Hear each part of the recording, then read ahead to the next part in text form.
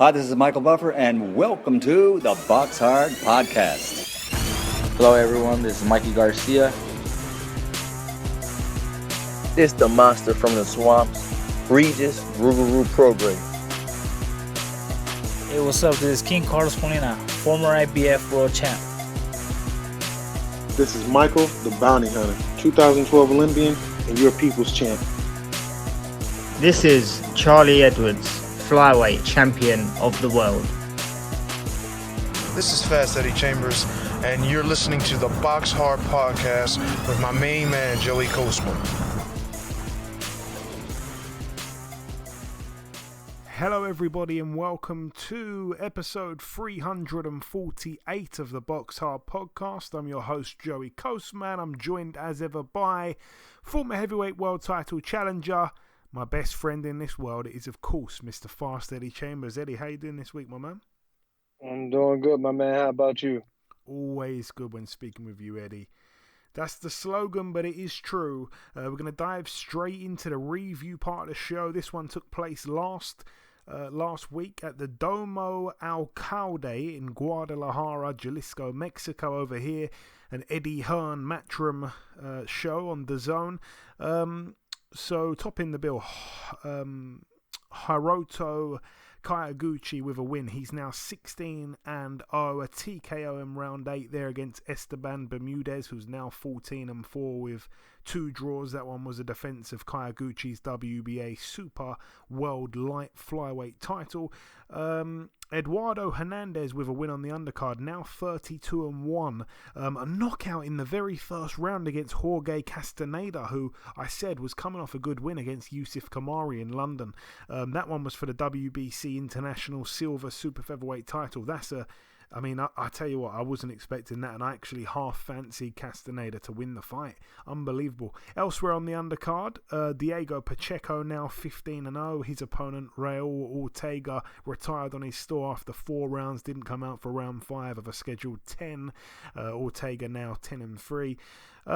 That's it really for that card. That one was on a Friday, and also this one took place on Friday as well at the Turning Stone Resort and Casino in Verona, New York, USA. It was on Showtime, a Lou DiBella card, I should say. Heavyweight Bakadir Jalalov now 11-0, a KO in the 8th and final round against Jack Malaway, who's now 11-3 with a draw. Jalalov actually had a point took off in round 4 himself. On the undercard, it's heartbreak really for friend of the show Tyler Tomlin. He lost his He's now 13-1. He did get in there with another undefeated fighter. Somebody's had to go, and it was his. The undefeated fighter in the other corner, still undefeated, now 11-0, Chan Tonson. A TKO win for him in round 5 against Tyler Tomlin, so gutted for him. Really nice guy. Again, signed to Lou DiBella. Moving out now to the Saturday. This one took place at the Wembley Arena in London over here. It was on Sky Sports. Let's start with the undercard. We're going to run through this. A win for Shannon Ryan, who's now 2-0. Both her wins have been on points. She won here over 4 rounds against Gemma Rug, who's now 3-4. Ebony Jones with a really, really good win, actually. I think she kind of went away after that draw in her second fight, I think it was, as a pro. She's now 2-0 with 1 draw. But yeah, she went away, I think, after the draw and really has improved. And she looked brilliant. She really boxed excellently against Beck Connolly, who, as I've said before, I really think, you know, she's too tough for her own good, really. And I have said I think the board should consider taking her license away. I really like her, and I hope that doesn't come across the wrong way, but she's just not got it. And you know, she gets pasted by these, you know, these younger ladies, and it's kind of a hard watch. And she's a really nice woman, so it's not good to see that. But yeah, credit to Ebony Jones, who boxed really, really well. Obviously, that's who she was put in with, and she did a job on Beck Connolly. She really did, won every round. Vidal Riley with a first round TKO against Joan Volau, who I think was a late replacement or a late addition, whatever. He's now 5-8. Nothing really exciting, I don't think. We can't get carried away here. Vidal Riley now 6-0. Good knockout, I guess. Lauren Price made her professional debut, a points win over 6 2-minute rounds against Valgudur Gutstendottir, who's now 5-3. That's a mouthful. Obviously, a good debut there for the 2020 Olympic middleweight gold medalist Lauren Price of Wales. And, you know, she boxed really well in the first couple rounds. I really liked those rounds particularly. It was a fast start, and you could see the difference in class between the two females. But it started to get a little bit lackluster as the rounds went on. I mean, it was only her pro debut, so credit to her. She's gone in straight away in a 6-rounder. Chris Congo with a really, really impressive win, actually. He's now 14-1. It was as expected against the teak tough Sebastian Formella, who's now 23-3. Again, Formella's 3 losses have all been on points. The other 2 losses were to Sean Porter and Conor Benn. I think Chris Congo actually hurt Formella a few times during the fight, and I don't really remember him off the top of my head being hurt against Conor Benn or Sean Porter, and I do have an awful memory, so maybe he was massively hurt. I can't remember it though, and I think Chris Congo did well to really hurt him and buzz him at times, but you know, he's got a good poker face and he played it off well and he came back strong and he won a few rounds in there. It was a tight-ish fight, I guess. So yeah, that one was for the vacant WBC International Silver Welterweight title. Congo was cut as well over his left eye. But no, a good learning fight for Chris Congo. Really, really, really good win. And that one, I mean, I put some money on that. For me, that was like free money, really, because I couldn't see him getting Formella out of there. No way. But yeah, credit to Chris Congo. It's a big step up and a big win. Elsewhere on the card, Jermaine Brown of Kingston upon Thames lost his O. He's now 12-1. A unanimous decision over 10 rounds to Zach Chelly, who's now 12-1 with a draw. He's the new English super middleweight champion. Really good fight, by the way. Zach Chelly, you know, especially late on, seemed to start taking over. But it was a really good action-packed fight. And the main event, Richard Riakporhe with a TKO in round 2 against Italy's Fabio Turchi, who's now 20-2. I didn't expect it to come that early for Richard Riakporhe, but it was a nice knockout. Now 15-0. He needs to be stepped up. They do a lot of talking about big names for him. And, you know, I want to see the fights now. I think we've seen enough of these kind of opponents, and I'm going to say that respectfully because he has only had 15 fights here, but I think that he is a lot better than these kind of oppositions that he's been boxing, and I think they've talked up some real big names for him, but we haven't really seen the fights. I respect the Dion Juma fight that he had last time before this one, but I want to see more of that, more maybe domestic fights. You know, I suppose he's had them actually when you think about it, the Chris Billum Smiths and all that. He's got quite a solid resume. Maybe I'm being a bit harsh, to be honest, but I think that he's got a few levels he can go through, and I think he could be you know, a threat really on that world level, dare I say. And I don't want to jump my gun too much, but I think he's got a lot of talent, Riakporhe. Anyway, that was it for the Wembley Arena card. Moving out now to this one at the Telford International Centre in Telford, Shropshire, United Kingdom. It was live on BT Sport. Let's start with the undercard. A win for Muhammad Ali. He's now 4-0, a points win over 6 against Brian Marina, who's now 11-28 with a draw. Willie Hutchinson, friend of the show, returned with a win, 14-1 now. His opponent, Carol Horsek, retired on his store after 3 rounds, didn't come out for round 4. He's now 18-14 with 3 draws. A win for Liam Davies as well in the main event. A really good win, actually. Had Mark Leach down in the first round, and Mark Leach got back up and probably lost the next couple rounds, but then as the fight wore on, he started to come back in with his experience. It started to show there, and he made it very tough for Liam Davies, who lost a few rounds in a row, and it made it really close in the end. I think there might have been one wide scorecard. I think it was Terry O'Connor with it, But other than that, a unanimous decision for Liam Davies. He's the new British super bantamweight champion. I think he did deserve it. It wasn't too wide, I don't think, in my opinion. I think it was very close.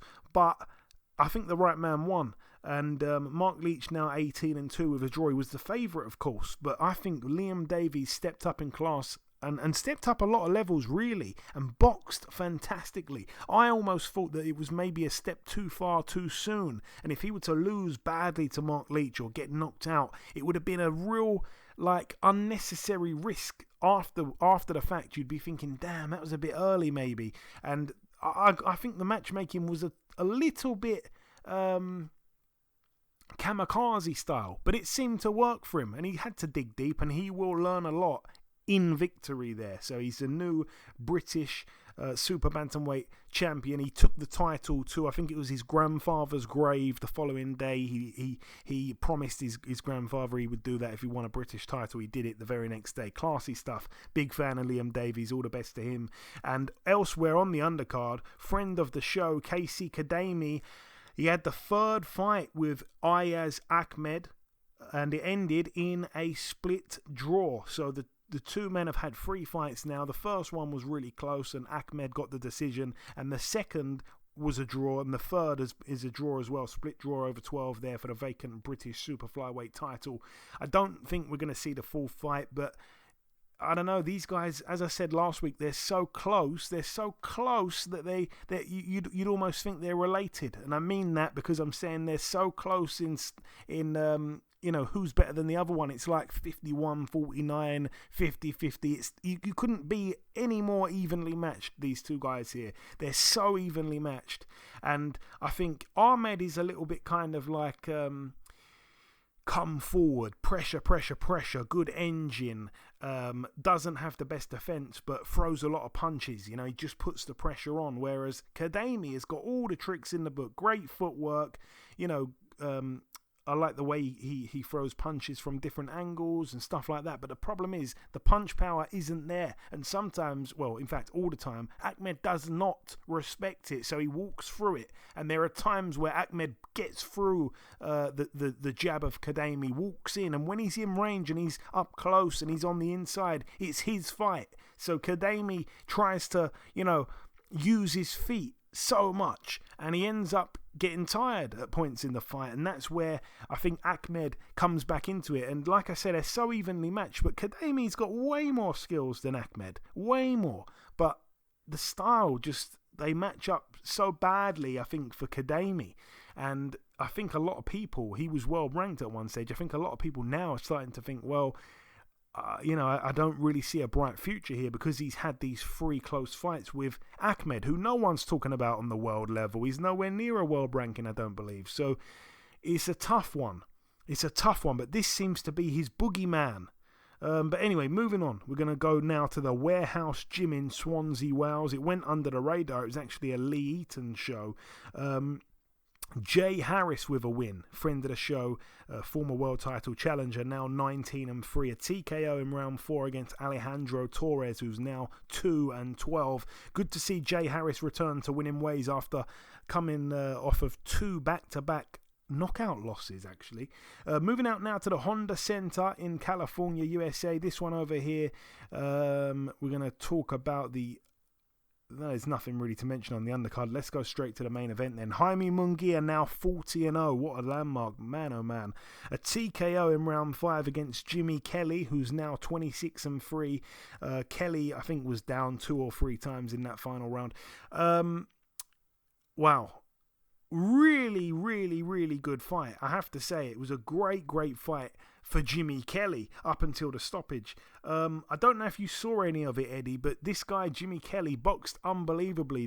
The British fighter boxed unbelievably, was outboxing Munguia, and then eventually, the power caught up with him. He got hit, and he pretty much stayed hit, and then the writing was on the wall. It all come to a close and an end real quick. I don't know if you saw any of it.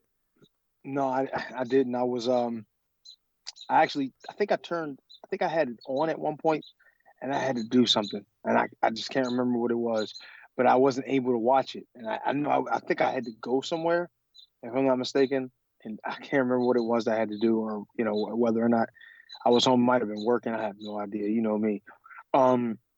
But yeah, I wanted to see it. I didn't know that it was going to be. I thought it was a. I don't want to say I thought it was a showcase fight for him, but I thought that it was meant for him to, another good fight, but a fight that he could actually he could win without too much trouble. But I guess that was completely wrong, because from what you're saying, he had a hell of a time. Yeah, he really did. He had so many moments in the fight. I mean, Jimmy Kelly was boxing fantastically, mainly off the jab, using his good movement as well. And a few times he'd land the backhand. It looked really good and really eye-catching. And I think Munguia started to get a little bit frustrated as well. And Jimmy Kelly did everything really. Good body shots. I think he landed a couple of nice eye-catching uppercuts. Like, he did everything really, really, really well. And then, like I say, Munguia caught him with a shot. I can't even remember which shot it was now.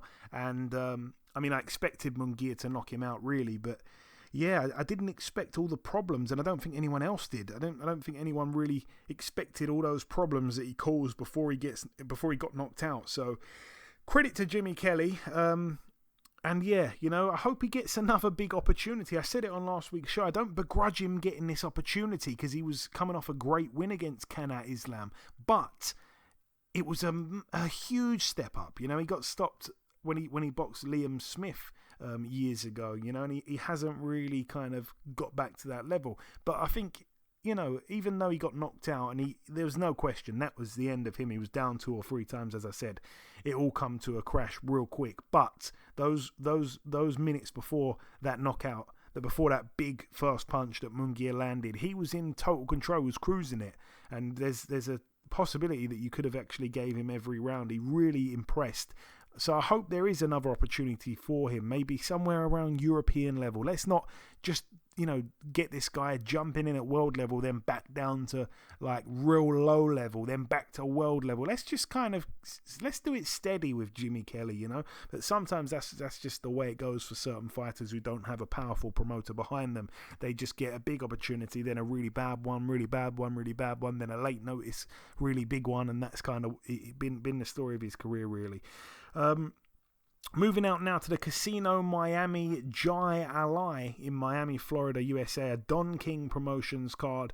Nothing to mention on the undercard, so let's skip straight to the main event. Trevor Bryan now 22-1. He was KO'd in round 4 against Daniel Dubois, who's now 18-1, and also has the WBA regular world heavyweight title. So it's unbelievable that this man has actually picked up a ball before Joe Joyce, the man that beat him. Did you see any of this, Eddie? Because it was a nice left hook that Daniel Dubois threw to knock Bryan out, and it was a great shot, really. Yeah, I saw the highlight of the knockout. I also seen a couple of the rounds. I think I watched a round or two of how it came about, and what was going on in the fight. A little, I think I can't really remember, but I really remember the knockout. So, there was a good left hook. It was a good left hook, and it actually was a nice sneaky. Like, he hurt him even before that a little bit with a shot. It looked like, and he was looking. I guess Trevor Bryan was looking a little lazy at the time. I really don't know. I've really not seen him fight, so I don't really know how he generally looks, or what he generally does in fights. But I wasn't surprised just from looking at what Trevor Bryan was bringing to the table that Daniel Dubois got him out of there. He just didn't look, and he didn't. And I shouldn't say this. It could be construed as a little disrespectful, but he didn't look like a champion. If you understand what I'm saying, he looked like the kind of a guy who may be a contender, for a title, or maybe not even for a title, maybe even a top 10 guy, maybe a top 15 guy, but he didn't look like a champion. And I'm not too surprised that Daniel Dubois went in there and ended up stopping him. Yeah, I think there was money to be made on a Dubois stoppage early. I backed him to get the stoppage within 6 rounds. That, of course, happened. A lot of people were backing it even within 2 rounds. Some were saying 3 rounds, 4 rounds.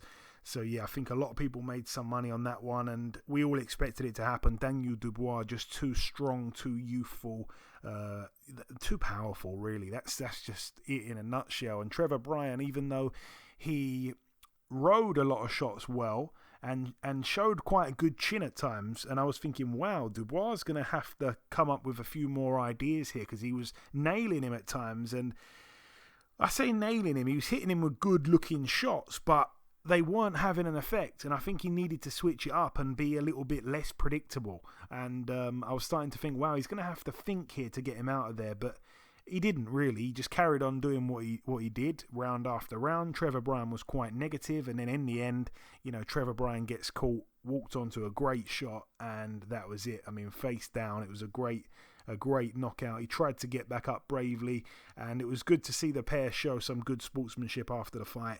But yeah, really pleased for Daniel Dubois, who I think loves fighting in the USA. He's been over there and got 2 nice knockouts in great fashion, and now he's a WBA heavyweight world champion, and he will fight the winner of Hughie Fury and Michael Hunter, so it's exciting for the future. But anyway, leaving that behind, moving out now to the Madison Square Garden Theatre in New York, USA.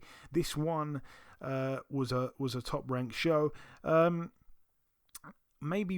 fight to mention on the undercard. Josue Vargas, now 20-3. I'm not sure if you saw this, Eddie. He was knocked out in 2 rounds by Dakota Linger, who's now 13-5 with 3 draws. People are saying that is the end of Vargas. He should retire. He doesn't have a chin. There was all kinds of bad stuff said about him, but let's be real here. He was fighting a guy who he should have absolutely annihilated, and something is not quite right with Vargas, man. Like, he got hit, he was all over the place. The referee tried to give him chances to carry on, and there's headlines now that is saying the referee tried to get him killed. That's how one-sided it was. He should have waved it off and not let him carry on after getting up from the first knockdown. He was down heavy, he got back up, he was absolutely all over the place, and he just got obliterated, really, by a guy who, skill set wise shouldn't be able to lace his boots. It was embarrassingly one-sided. Yes, actually, Joe, I saw it. I mean, I didn't see the whole fight. I saw the craziness that went on with the knockout, and when they finally was actually, when he actually rendered it as a knockout. And it's just like, sometimes you want, or you need, or maybe you're told,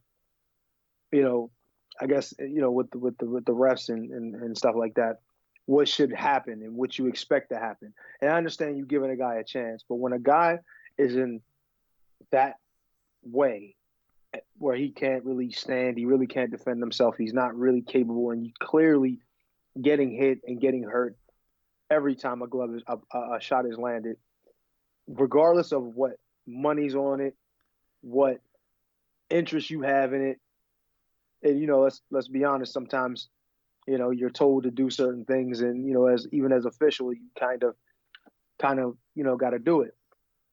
And but in this case, like, we've seen too many times where guys don't come out. Look at what just happened with the guy punching the invisible opponent. Exactly. He passes away. They mentioned that on the exact same broadcast as well. I think right. It was bad, but Tim Bradley brought it up. I think they were saying, did you see that viral clip the other day? And it was kind of commentator to commentator, and they were kind of finding it funny because they didn't know. And then about 2 minutes later, Tim Bradley come on and said, I just got word that the guy actually passed away. I'm so sorry. But it was a real commentating blunder. And it's just ironic that they mentioned that on the same broadcast where this happened. Yep. And it just shows you, what I mean, that things like this can happen. And this is a gladiator sport. Let's not get it twisted. Just because you see these guys, and some guys are, they fight defensively, they stay safe, and the fights sometimes can be boring and all of that. You realize these guys get in there and taking their lives in your hands to entertain you. They entertain people. You know what I'm saying? And it has to be respected. And just even if you have an interest, even if it's a betting interest, which, I mean, look, if I put money on somebody, I want to see them win almost at all costs. You know what I'm saying? Where I don't care what the cost is. And I think sometimes that's looked at like that. And it's like, as a ref, you have to do your job. He called the first knockdown a slip. He got rocked and went down, and he called it a slip. He gets back up. He's taking all kinds of shots. First of all, he called it a slip and just basically lets him stand there for a half second and then, come on back in, go and pound on him again. And he's getting hit with flush, big shots on the ropes. And he's basically going through the ropes, barely hanging on, taking bombs one after another. And finally, he goes down and he actually calls it a knockdown. Gives him the 8 count.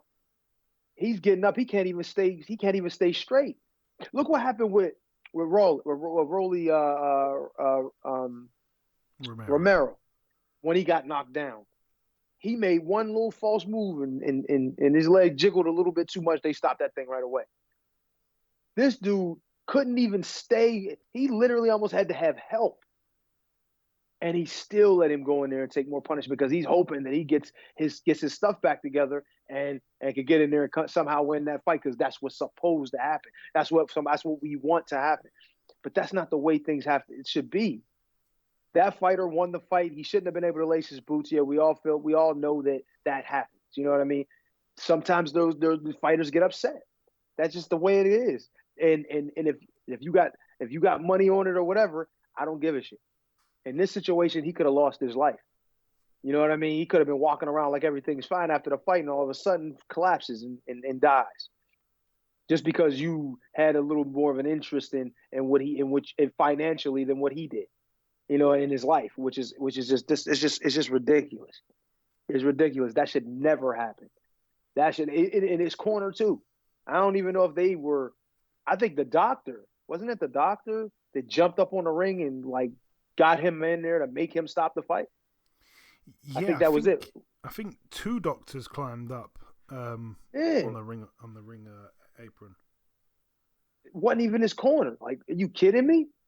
It's crazy to see shit like this, and it upsets me because you work this hard your whole life. You get yourself into a position to get an opportunity to win a fight and make some money and make a living, and then sometimes it doesn't work out, but you get put into a situation and you can almost lose your life. You know what I'm saying? You can almost lose your life, and these guys they just don't care. And that's why you have to care for yourself. If you're as a fighter, you got to do what's best for you. You know what I mean? And I think that's overlooked by a lot of fighters. They look at these managers and these promoters and they just, they let them do everything, let them control them. In some ways control their life. And it's like, you can't do that.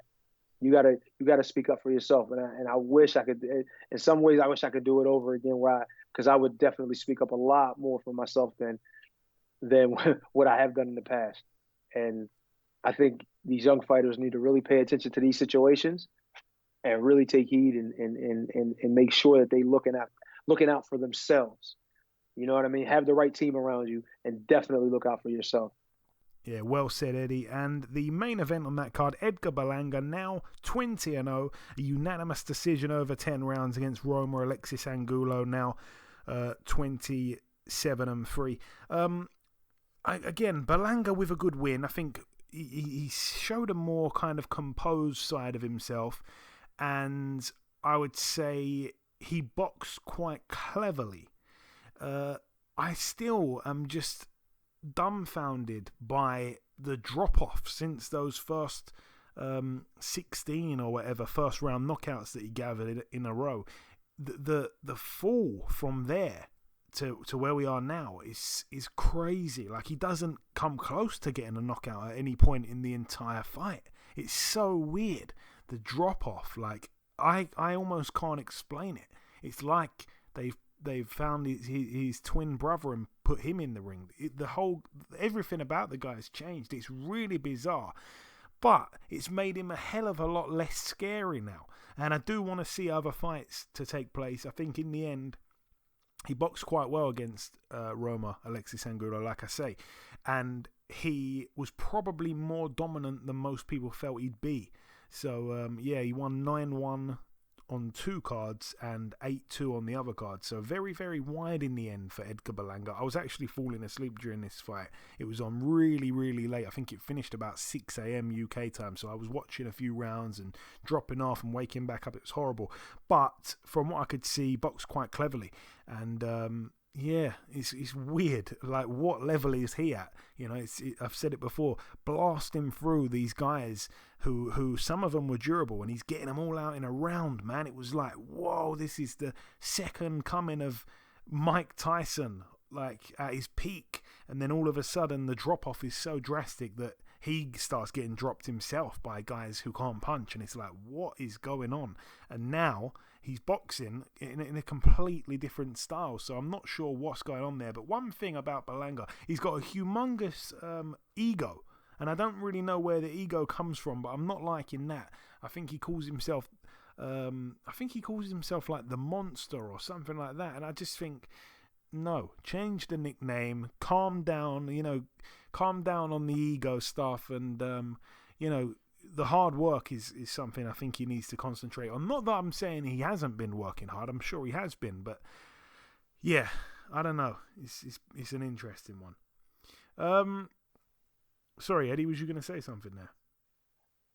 Oh no, I was just thinking, when guys start out so well in their career, people telling them how great they are, people saying, oh, you're this, you're that, and the ego, it's not necessarily that you didn't already have it, but this just gave it validation. You understand what I'm saying? This has validated his reason to act as if he is the second coming of Jesus Christ in the ring. You know what I'm saying?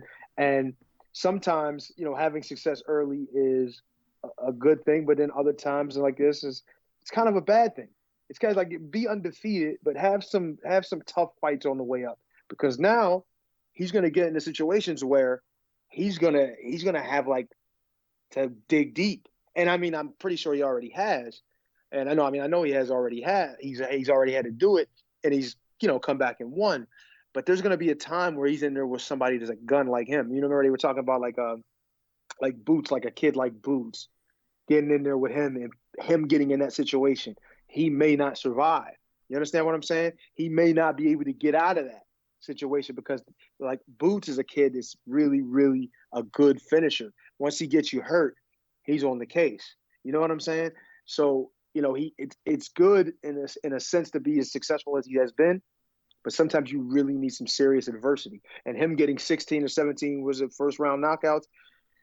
I mean, you can only fight who's in front of you, and the outcome is the outcome. You know what I mean? And you don't get paid for overtime. So definitely take care of business as you're supposed to. But sometimes it's a gift and a curse, because now we're seeing, like most of the time the cream rises to the top in this situation. So he has won, but we'll see in the future just how good he really is when he faces somebody on even terms with him.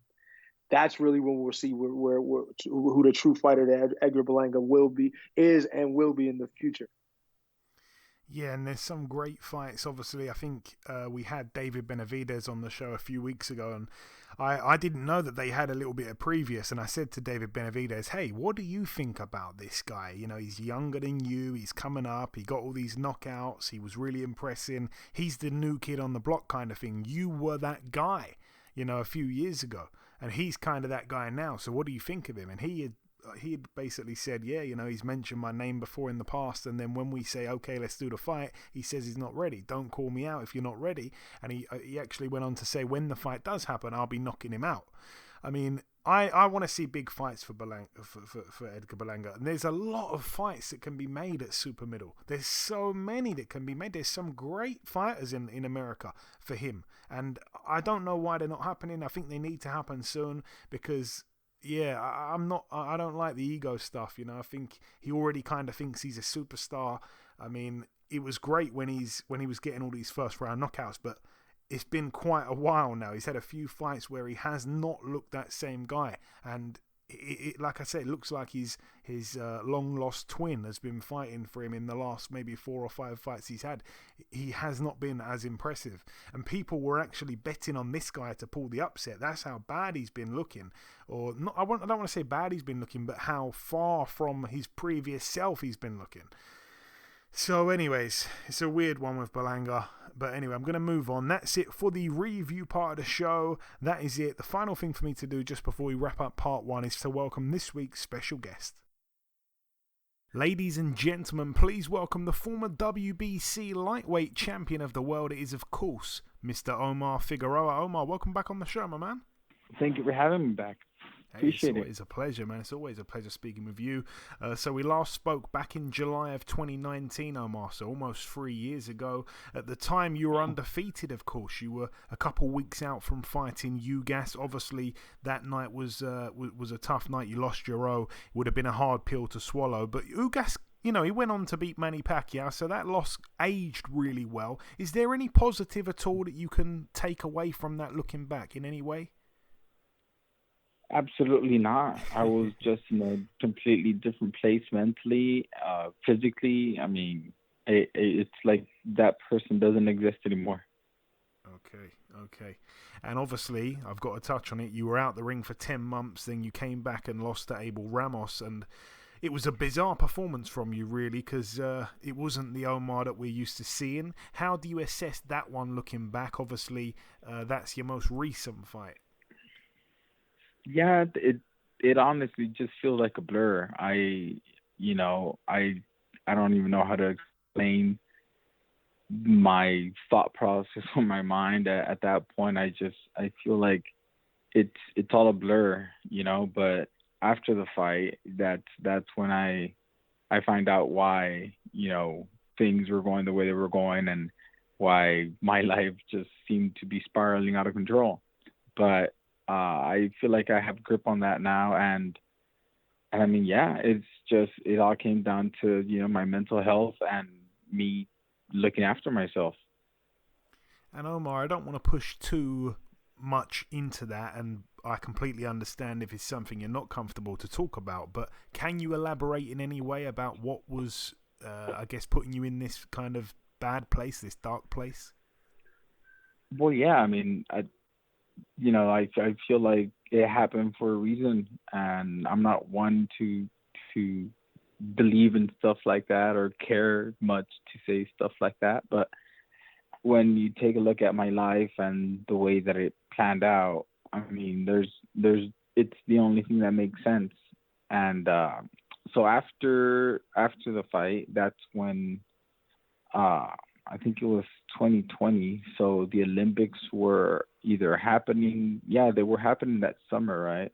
Later that year.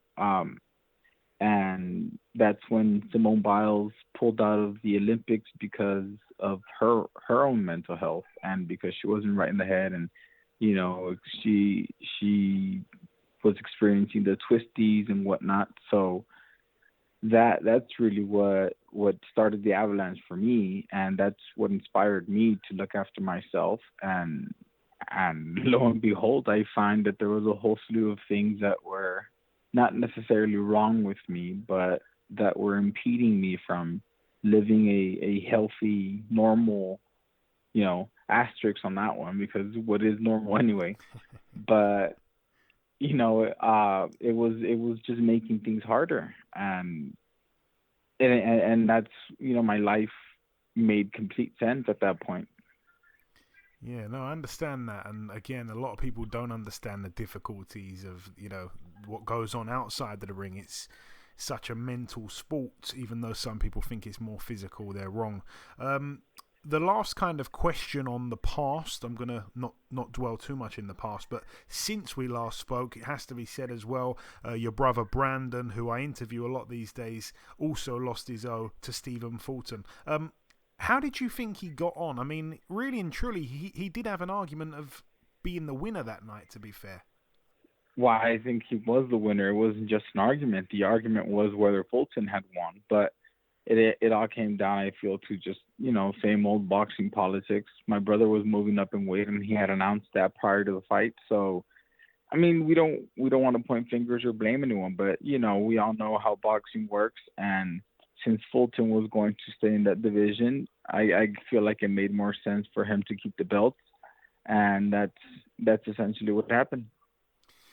But yeah, focusing on the positives, you do have a fight date lined up, which is very exciting. Before we discuss the date itself and the opponent, do you feel, Omar, that this is a must-win fight? I mean, a loss here would be 3 in a row. That would be a real bad place, of course. Yeah, I mean, obviously every fight is a must-win fight in this sport. But we take we're taking this fight a lot more seriously in that sense.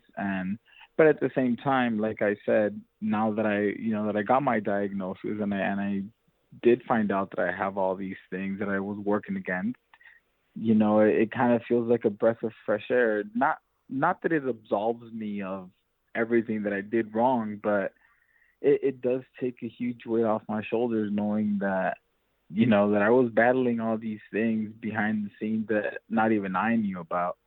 And it, like I said, it gives me a breath of fresh air. And I don't know. It all depends on how I feel, how my mind works, and how the fight plays out. And we'll see. But yeah, I mean, it all depends. If I do horrible like I did last fight, then I'm pulling the plug, and that's got to be it. So literally, a loss here with a bad performance would be the end of the road? More likely. It all just depends on how I feel, on how my mental space is after the fight, during the fight, leading up to the fight. It really just depends on that. Yeah, and like I say, I remember years ago, when you were lightweight champion, and I've seen the whole journey, and when you were on it, like you were excellent. It was a pleasure to see you fight. And then obviously there's been a couple of hiccups where I've kind of thought, what's going on here? Like, has he got to a point where, I don't know, there's not much left in the tank or what? But when you were on it against the likes of, I never forget the Ricky Burns fight where you just completely dominated him, carrying a couple of injuries in. I mean, especially as a Brit, staying up and watching that. Like I say, when you're on your game at 100%, and you wasn't even 100% for that one, but you're excellent. Let's talk about the opponent. Adrien Broner, very exciting fight. July 23rd is the date. This was a fight that I remember was supposed to happen a few years ago. Do you feel, Omar, that this is the perfect kind of name to get you motivated, I guess, to give it your all in training, and on fight night itself? It's a perfect name, I think. Well, I mean, I don't think the name matters. At the end of the day, nobody wants to lose, and nobody wants to look horrible, especially doing it or anything. We all, I mean, at least from my experience, I try to give my best every chance that I get, and I go out there, I lay it all on the line, and it's all or nothing all the time. But obviously there were bigger things at play, and so nothing changes. I'm still training 100% to the best of my abilities, and I'm working with my dad again, which is something that really helps. I have my family with me, and that's making it a lot easier to put up with a lot of these things that I'm dealing with, on the outside of boxing, which allows me to focus solely on boxing and make sure that I'm as ready as possible. And the fight takes place in Chicago, am I right in saying? Yes. Okay, Chicago. And I'm guessing, because I haven't seen a wide announcement unless I've been hiding under a rock, I'm guessing it's going to be at welterweight?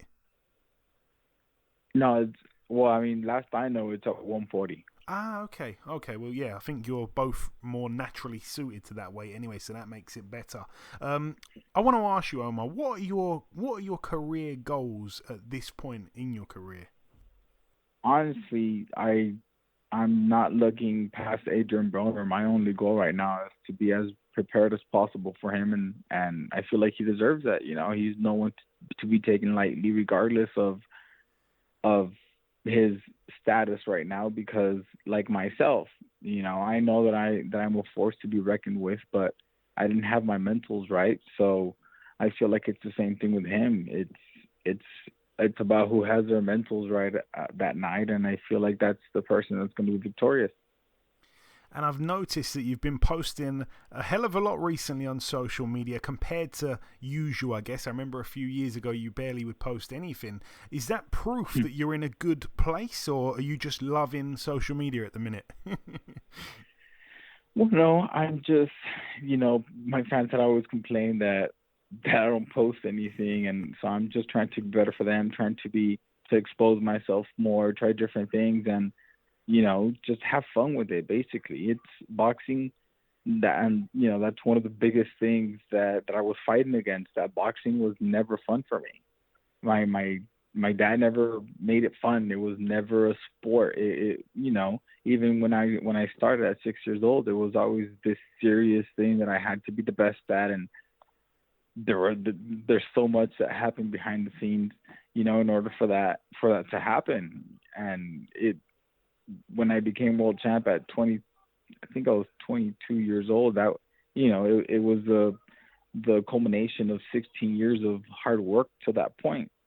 And it wasn't like we were screwing around in the gym and all that. We were going hard, and we were training hard, and we were sparring hard. And, so I feel like it all came to a standstill when the mental health stuff and the injuries and everything it just got to a point where it was just too much. But now things are completely different. Well, I'm really happy to hear that you're in a good place, and you sound it. I feel like I can tell it in your voice, to be honest. We spoke a few times over the years, and you sound different this time than you have sounded, I think, for a while, which is very good to hear. I was going to ask you this one, but I'm not entirely sure that, welterweight's really your weight class at the minute if this fight's going to be at 140, but it looks like we're going to see Spence and Crawford happening next down the line, perhaps even the late part of this year. Who do you favour in that one, man? Well, I never really I haven't watched much of Crawford, but I know that Errol Spence is a completely different animal, so it's going to be an interesting fight. I would give the edge to Spence just because I have shared the ring with him, and I know how strong he is, and I know that he's an incredible athlete, so I'm gonna have to go with Spence. But like I said, I don't know much about Crawford. I don't think I've ever watched him fight, but I know that he's an amazing fighter as well, so I just hope that it's a great fight for boxing. Okay, well, your brother, Brandon, we mentioned earlier, he also has a comeback fight penciled in. He fights 2 weeks before you do. He gets in with Carlos Castro. Quite a hard comeback fight, to be completely honest. How is Brandon, and how do you think his fight will go, Omar? Brandon's doing great right now. He looks in incredible shape, and obviously we're sharing camp together, so I can see his evolution and the way he's training, and I can say that he's going to be in great shape as he always is. And, I have full confidence in him, especially moving up in weight, that he's not going to be as drained. He's going to be stronger and faster and everything. So I feel like we're going to see the best version of my brother yet. Oh man, that does really excite me, because he's been delivering every fight recently. That's for sure, throwing about 10,000 punches around. My final real question for you, Omar: what's your prediction for your fight if you have one? How does it go come July 23rd? I'm guessing I'm sure the game plan is to be extremely busy. Well, yeah, the game plan is to win, and no matter how we do it. So I don't have a prediction. I can honestly just say that I'm going to be hopefully in the best mental state I've ever been, in great physical state as per usual. And, we're hoping for the best and hope we come out victorious.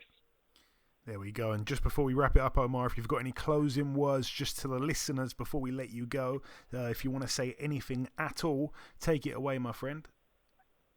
Of course, like always, just grateful for the opportunity to still be here, being mentioned among these great names that exist in boxing. And hopefully this fight is just the beginning of something great. And we're just looking forward to it. You deserve it, Omar. You truly do. It's always a pleasure speaking with you, my man. It really is. Thanks for your time. Best of luck July 23rd, and I can't wait to see you go back to winning ways. Thank you. I appreciate it. Okay, now it's time for part 2 on this week's show. This part, of course, the news part of the show.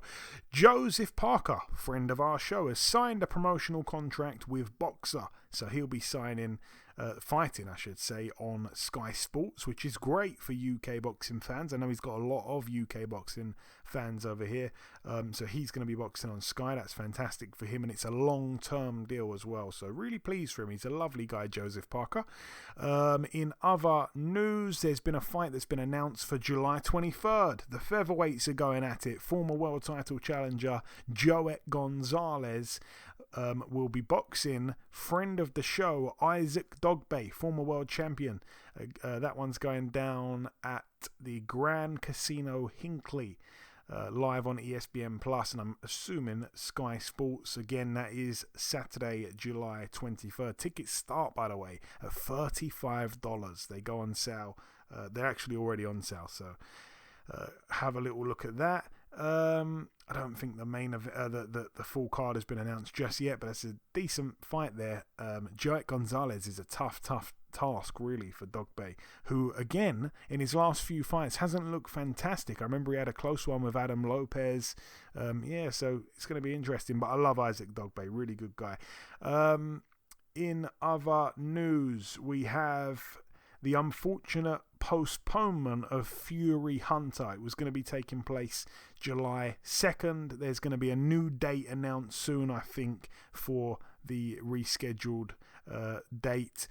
Hughie Fury got ill, and it was his father, Peter Fury's decision to say that we're not going to be ready July 2nd. And everyone on the undercard is devastated, because we were going to see the pro debut of Ben Whittaker, the 2020 British Olympian. We were going to see a fight on the undercard with Bradley Ray, friend of the show. We were going to also see the exhibition return of Ricky Hatton getting in with Marco Antonio Barrera. That is off as well. So the whole show has had the plug pulled on it, and hopefully we get a new date soon. Hughie Fury, Michael Hunter, and all the undercard action as well. Hopefully it all takes place pretty soon. I think that's it for the rest of the news. Oh no, there's one other piece of news actually. We're going to see a card take place in Australia. It's going to be Matchroom Boxing's first Australian card. It's going to be on, what's the date? It's going to be in September. I don't think there's actually a date penciled in just yet, but on the card, the main event's going to be Liam Parrow getting in with Brock Jarvis. That's going to be fun, I'm sure. And also, Sky Nicholson actually gets to box at home for the first time since turning pro. She's been boxing absolutely all over the place, so it's going to be good to see her fight in front of her home crowd. That is it, though, for the news part of the show. Moving on to the preview part, we're going to start here with this one. It takes place tomorrow night. It's really very much snuck under the radar. It's going to be on Channel 5 at the Echo Arena, Liverpool, Merseyside, United Kingdom. We're going to see topping the bill Nathan Gorman, 18-1 in a 10-rounder against Thomas Salek, who's 17-3. I think he got stopped in 2 of his 3 losses, if I'm not mistaken, and 1 loss was to Pavel Sauer, who shared the ring once upon a time with Hughie Fury. He lost to Pavel Sauer, and then he come back, and I think it was in his last fight he avenged that loss to Pavel Sauer, so he's coming off a win. It's for the vacant IBF International Heavyweight title. Elsewhere on the card, friend of the show, the 2016 Olympian Josh Kelly, 10-1 with a draw in a 10-rounder against Peter Kramer, who's 12-5 with 3 draws. That's about it really for that undercard there. Moving out now to the Bayou Event Center in Houston, Texas, USA. Friend of the show, Melissa Odessa Parker, 5-0 in a 10 2-minute round contest against the undefeated McKenna Tansley. She's also 5-0. Somebody's own must go here. It's for the IBO World Female Bantamweight title. All the very best there to Melissa Odessa Parker. Moving out now to the Leeds United FC Banqueting Suite in Elm Road, Leeds, Yorkshire, United Kingdom. That's a mouthful there. It takes place on Saturday night. I'm not sure if it's going to be shown anywhere. I'm not sure, because it's a Probellum show, if I'm not mistaken. I could be wrong. I think it could be Probellum, maybe in association with someone else. I don't know if it's going to be on Eurosport. I'm not entirely sure. I don't know if it's going to be on YouTube. I've got no idea, but I'm going to mention it anyway. Topping the bill, Jack Bateson, 16-0 in a 10-rounder there against Diego Alberto Ruiz, who's 23-4 with a draw. That's for the vacant WBA Intercontinental Super Bantamweight title. On the undercard, friend of the show, Archie Sharp, 21-0. No opponent just yet for him. In fact, no, he has got an opponent. he has got an opponent. He told me it the other day. Alex Rat, he's boxing. A guy called Alex Rat, who... let me quickly check him out real quick. Shouldn't be doing this. I should have all had it planned. But yeah, Alex Rat is 14-4 with 2 draws, if that's still going ahead. Coming off of 6 wins in a row. One of his losses... In fact, all of his losses came to guys I'm not too familiar with. But anyway, Archie Sharp sitting comfortably in that number 1 position, soon to be called mandatory for Shakur Stevenson's WBO Super Featherweight World Title. 21-0 Archie Sharp. Elsewhere on the card, another friend of the show, 23-2, Mr. O'Hara Davies. No opponent just yet for him. And now moving out to the big one. Eddie, I don't know if you're planning on watching it, but if you wasn't already, I'm going to say you absolutely need to. We're going to get to the main event straight away here. It's for the WBC, the IBF, and the WBO light heavyweight world titles. A unification between Artur Beterbiev, 17-0, 17 KOs, and Joe Smith Jr., 28-3.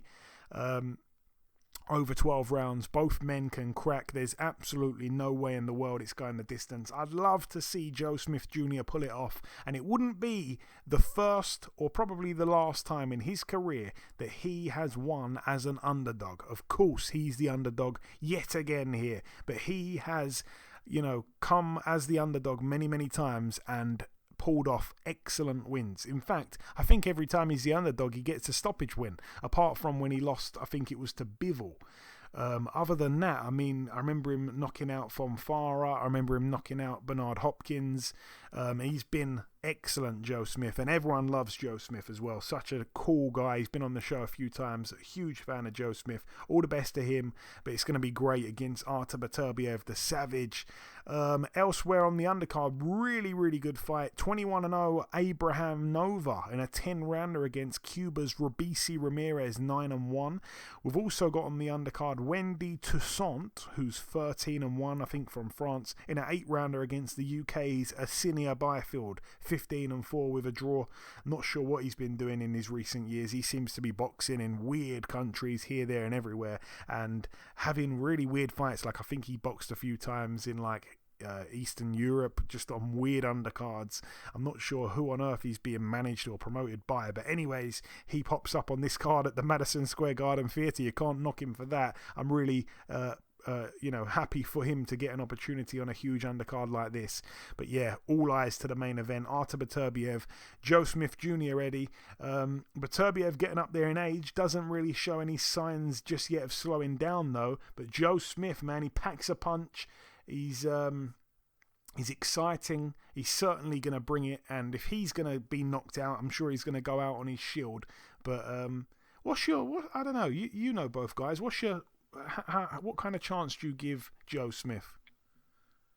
Well, I mean, it looks as if Beterbiev has a granite chin, so it's hard sometimes to think that he could possibly be hurt by anyone. We've seen him in there with Marcus Brown. We've seen him with several other guys who were supposed to be pretty good punchers or decent punchers, and stopped other guys, but just couldn't crack his shell. You know what I mean? So he got dropped by Callum Johnson of the UK. Yeah.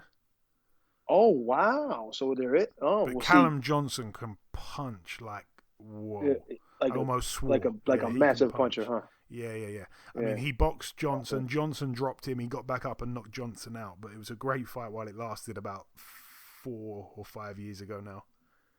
Okay. Well, I mean, even with that, you get up and he knocks the guy out. I mean, being knocked down does not say that you don't have a good chin or you don't have a granite chin.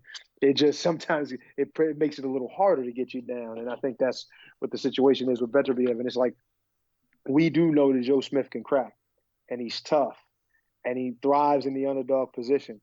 And it's a feel-good situation, like to see Joe Smith come out and win. He's a good dude. He's a blue-collar kind of guy. You know what I mean? He's worked so hard. He's been down. He's lost fights, and he's come back, and he's won. Now he's a titleist, or has been a titleist. And it's like, you can't help but to root for a guy like that.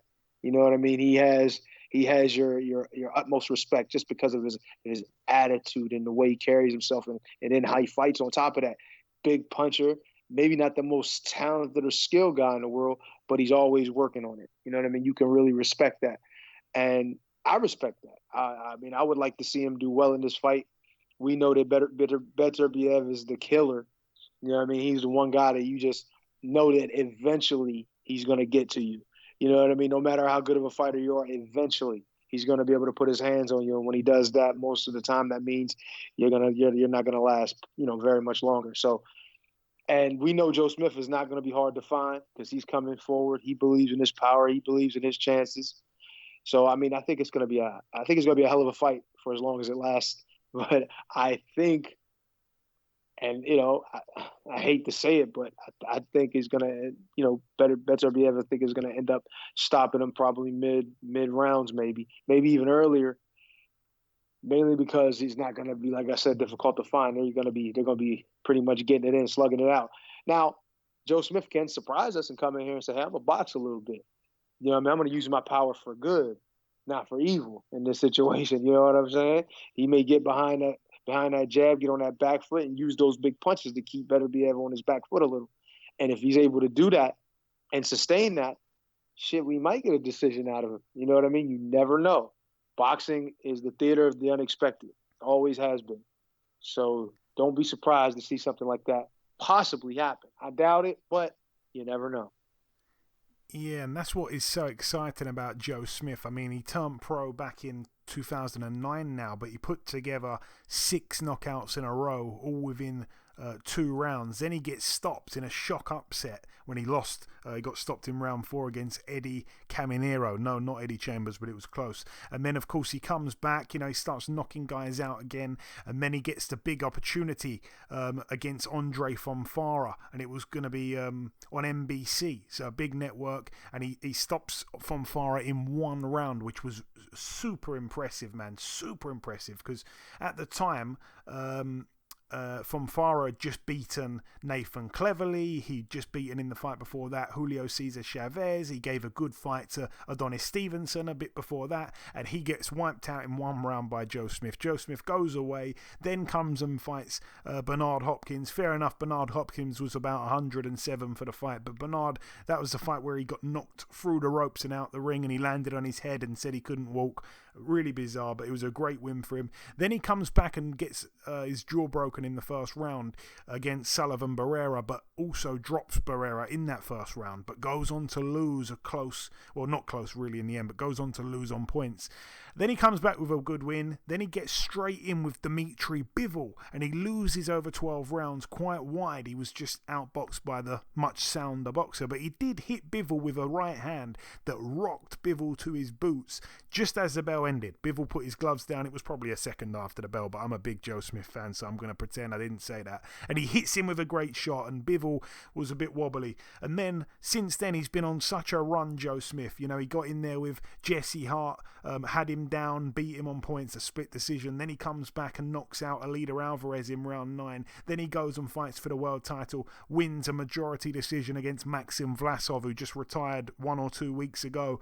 That was a razor close fight. And he's on a real run now. He's putting together a brilliant run. He's building his legacy. And Artur Beterbiev, I mean, I said he's not really shown any signs of slowing down. And I say that mainly because the last fight against Marcus Brown, I thought Marcus Brown could potentially have the style to cause him a lot of issues. But for me, there weren't many issues, and he really, beat Brown up badly. But he hasn't got an early stoppage for quite a while. His last 3 fights have all been stoppages in round 10, 10, and 9. So they've been going late. And Joe Smith, I mean, he has got the 1 stoppage loss, but it was a long time ago. Since then, he's been in with much bigger punches, and he's been okay. And he, again, believes in his power, and rightly so. And I think, as you say, he's going to bring it to Beterbiev. And I mean, Beterbiev is insanely strong, so it's just going to be a fight that's fought in the center of the ring, I think, and it's just going to be so exciting while it lasts. There's no way in the world it goes the distance. That's the excitement in my voice coming through. I am super excited. But yeah, that is it for the preview part of the show. The final thing for me to do is to come in with the outro, which I'm going to do in just a few seconds. Okay, and this wraps up episode 348 of the BoxHard Podcast. I've been your host, Joey Coastman. Eddie Chambers has been with me for the duration of the show. A huge thank you to our special guest this week, the former WBC Lightweight World Champion, Mr. Omar Figueroa. There has been just one piece of news break whilst we've been recording the show. In fact, no, it's two. We're going to see Dalton Smith be boxing for the vacant British Super Lightweight title when he takes on Sam O'Mason. That one is going to be going down Saturday, August the 6th in Sheffield at the Utilita Arena. And in other news, Joe Joyce has his opponent finally announced for that July 2nd card at Wembley. He'll be boxing Christian Hammer. But that's about everything from myself. Enjoy your weekends, people. Stay safe, and we shall see you all again next week.